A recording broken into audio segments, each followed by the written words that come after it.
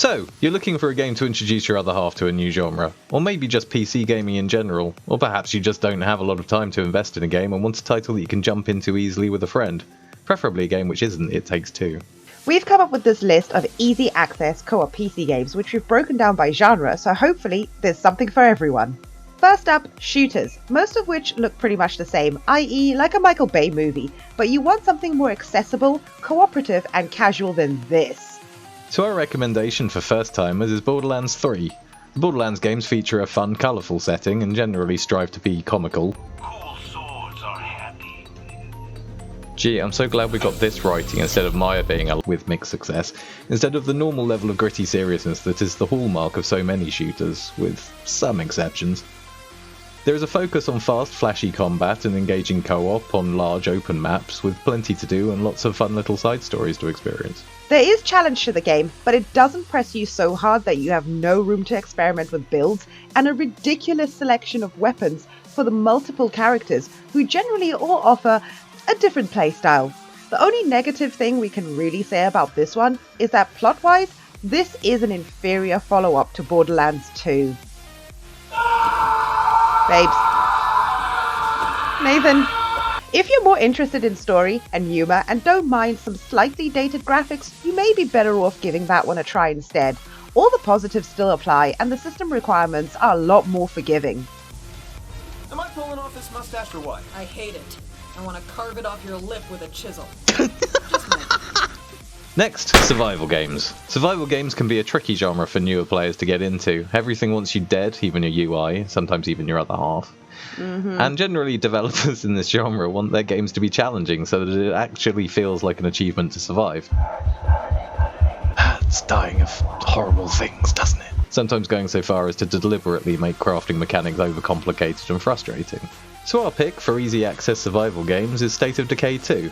This budget release got off to a rocky start some years back but has been consistently updated since. The mechanics of survival in State of Decay 1 and 2 are far simpler than most games in the genre. You'll never need to decide whether to boil or fry the chicken you spent an hour hunting for in State of Decay, just whether the big bag of Schrodinger's fried chicken is worth fighting your way past that many zombies for. Challenge in the game is on a set of sliders. The easiest setting allows an incredibly gentle, almost peaceful stroll through the zombie apocalypse, whereas the harder ones really live up to their names. Things still pretty desperate, everyone's depressed as f***ry. A huge variety of weapons, randomly generated survivors, and the possibility to effectively bank and import characters into future games gives a lot of options for replayability. Be warned though, this game does have permadeath, even on easy. But you can always recruit more community members with relative ease. She has heart problems and a sloth-like metabolism. Ooh. We should mention that co-op in State of Decay 2 is not what one would call full co-op. He's smiling all the way there. Yes, he is. He might have his hand in his pants while he does it too. Basically, while in another player's game, you're there primarily to help their community, but you will get some rewards of your own. You can trade with each other and you can always switch to visit each other's communities to reverse the mechanic for a bit. Also, playing co-op makes your game significantly easier than when playing solo, so bear that in mind while fiddling those sliders. I hate seeing people suffer for lack of medicine, but that could happen here. I doubt it, Daphne. We don't have an infirmary to use the medicine yet. Strategy games usually aren't particularly simple or intuitive for new players, so for possibly our weirdest pick of the list, Total War Shogun 2. The Total War games have been a staple of the strategy game genre for decades, and with a couple of exceptions have always been impressive, unique titles. The campaign map features turn-based play, information is easy to access, control is relatively intuitive. While some may fear for the hectic nature of Total War's awesome real-time battles, I would point out that even here the action can be slowed or paused and orders given after some thinking. Come on, let's play like Legend of Total War, Nathan. I've grouped the units, but I'm not going to use the groups. I'm just going to click on units and be quick and do things as I need to on the spur of the moment, and I'll stop them crashing into each other perfectly. Everything will run according to plan. Get out of each other's way, you You can even gift units to your co-op partner to take control of, which not only allows a player to get the hang of micromanagement, but it also provides extra opportunities for cooperation and reduces your partner's boredom while waiting for their turn. We picked Shogun 2 over some of the newer titles because its vanilla campaign is probably the most basic of them all. Factions have only minor differences, so unlike in many of the other Total War games, you're unlikely to pick an extreme underdog and end up in a frustrating and difficult position. The poor Takeda cavalry. Such a recent tragedy that should be fresh in everyone's mind. Should it? Yes, Eve! If you get on with it, the DLC adds a lot more to the game, and there's a whole series of Total War games set in various historical periods, as well as the Warhammer fantasy setting. On a personal note, this was the game which got Eve into playing Total War games. Yeah! You just died at the end there, but... Samurai with swords, kind of a mainstay of Japanese armies. Wiggles hand. Well, not now. Not since that whole thing with the gunpowder. Massively multiplayer online games, or just MMOs.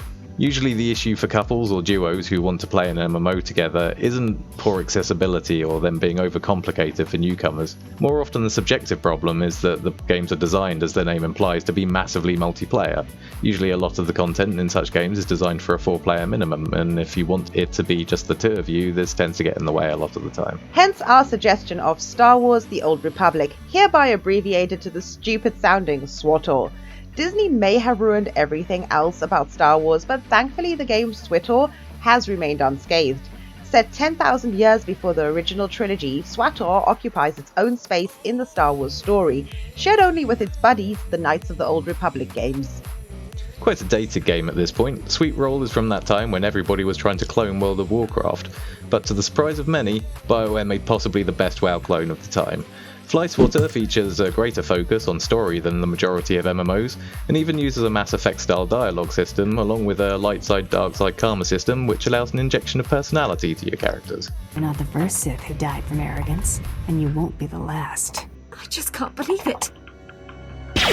The reason SWTOR is on the list though is that in our experience it's by far the best MMO to play as a duo.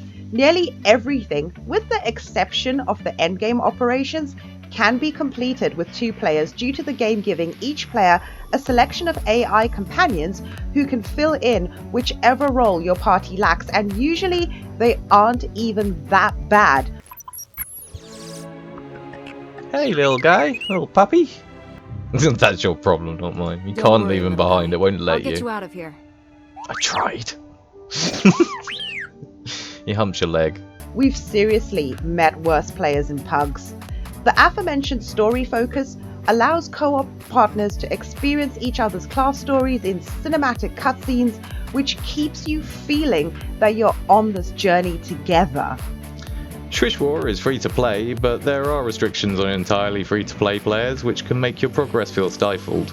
But if you enjoy Skeletor, a small purchase will get you preferred status, which improves things a bit, or you can go for a full-on subscription if you want to be treated like royalty.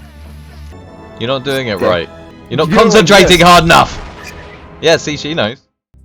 Tower defense. Generally speaking, tower defense games tend to be pretty simple to get to grips with, and they often have a really colourful aesthetic. And, well, a lot of them are crap. So you may be surprised to hear us recommend Dungeon Defenders 2, a pretty simple, easy to get to grips with, colourful tower defense game with a freemium economy. But let us explain. No doubt some of you expected to see here Orcs Must Die 3, but in actuality it's very difficult to pick a clear winner between the two. Both games are imperfect. Both are alleged to be inferior to their predecessors, and both games essentially use the same mechanics. Players go to a map, build traps of various kinds, the incredibly dumb bad guys swarm through the obviously deadly bottlenecks you've created, and die. You're rewarded. But where Dungeon Defenders 2 wins out, at least for newcomers, is in its much bigger selection of maps and characters, along with another big advantage: it's free. You can download it on Steam, try it out together, and if you don't get into it, you can just uninstall it and try something else, having lost nothing but time. As we said, it does have a freemium economy, so you may want to stay away from this if your other half is a compulsive spender. Having said that, the cash shop is far from the worst we've seen, and the newer characters can be purchased with in-game currency too. Cowerful. Cowerful. Powerful? It's the most powerful game you'll ever play, viewers. You heard it here first. We hope you enjoyed this video, and we'll be doing lots more 2-player co-op focused content, so give us a like and a subscribe if you want to see more. See you soon!